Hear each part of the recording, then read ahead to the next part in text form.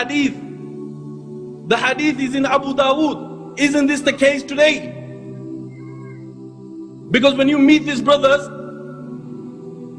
who only follow the Quran and they say we don't believe in no hadith, there's no such thing as a hadith, and you tell them to offer their salah, they will say, prove it to me from the Quran. Where does it say you read your salah? How do you perform it? You know, salah in the Quran is referring to horse racing. We don't believe in salah. We're not going to pray salah. This salah where Allah is mentioning over 76 times. Over 76 times. These brothers are saying that we don't believe in the Quran regarding salah. This means horse racing. He sallallahu alayhi wasallam said that the day of judgment will not come until you will see people, they will disobey their mothers in such a manner that they have never ever been disobeyed. But in spite of these constant reminders, in spite of these minor signs, you and I, we still live a life of disobedience, we live a life of sin. And when the people are told that repent before it's too late, they make a joke out of it. He sallallahu alayhi wasallam said that the hour will not take place until intoxication will be on the increase. Isn't this the case today? These constant reminders, yet we live a life of disobedience, we live a life of sin. He sallallahu alayhi wasallam said that after the minor signs, the major signs will take place. And after the major signs, the hour will come. I ask, did you know a day will come that a child will try to behead his own father? I ask, did you know a day will come that a mother of two, she will take her daughters, Muslims, she will take her daughters clubbing, and when she is asked, where is your husband? And she will reply by saying that he is on a taxi job. I ask, did you know a day will come that a child, the age of 11, he will return home one day and he will rape his own two little sisters, and he will say, I've learned this in school. I ask, did you know a day will come that they'll have a homosexual imam and there'll be homosexuals praying behind them and they will think it's normal? I ask, did you know a day will come the father and daughter are watching a film, time passes and they commit zina with each other? I ask, did you know a day will come that when a Muslim is told to hold the Quran in the city center, he will say, brother, my mates are watching me. Don't tell me to hold the Quran. People are going to laugh at me. The girls are going to laugh at me. And when he's told, brother, put it in your bag, he will say, I could not take the risk. Why? Because people are watching me. So one of the brothers puts this Quran, the book of Allah, in the bag for him, and he hands it to him, and he says, brother, don't give it to me, give it to my mate, he will carry it for me. I asked, did you know these days will come? He sallallahu alayhi wasallam said that time will come that people will be committing sin, and all of a sudden people's faces will be transformed into monkeys and pigs. And the same winds that destroyed the people of Lut, the same winds, the same stones will come and destroy these people. The same stones will destroy these people. The same winds that destroyed the people of Ad, the same winds will come and will destroy these people. And the earth will be open and it will take them in, and down they'll go right till the day of judgment. The day of judgment is close. But in spite of this, we brush it under the table.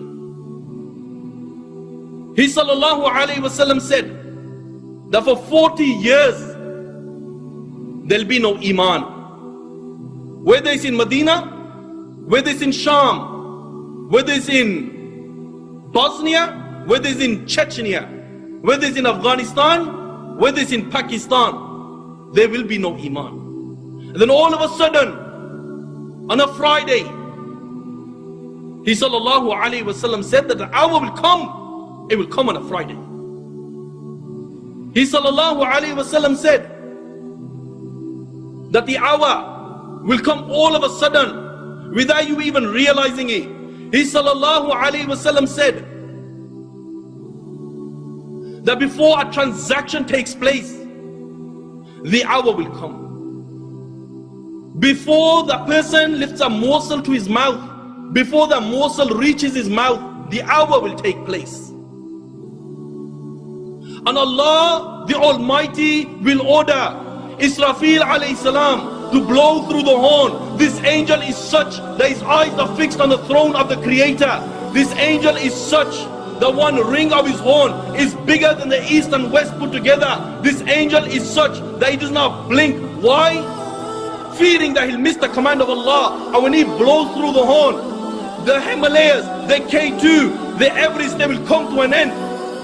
The hadith of Abu Huraira comes to mind that the earth will shake, and the earth will shake in such a manner. Allahu Akbar, Allahu Akbar.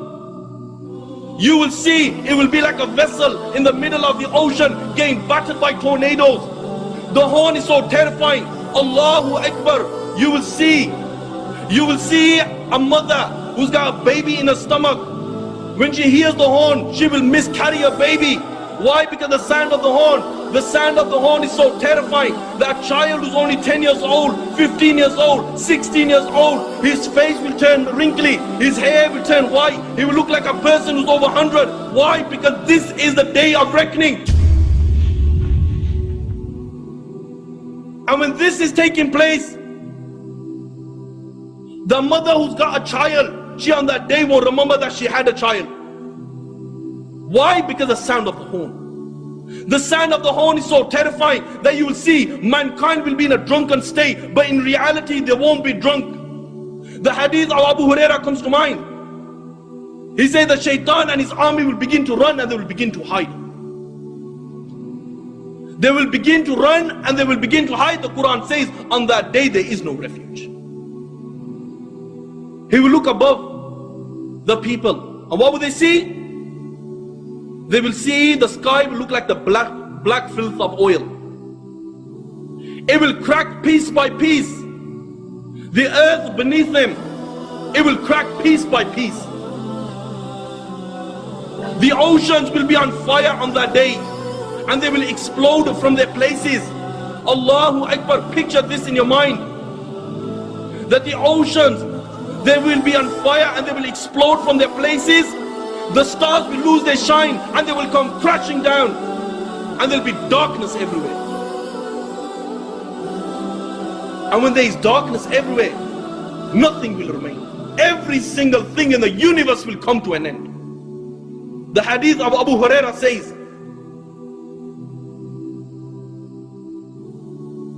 that the angel of death, it will say to Allah,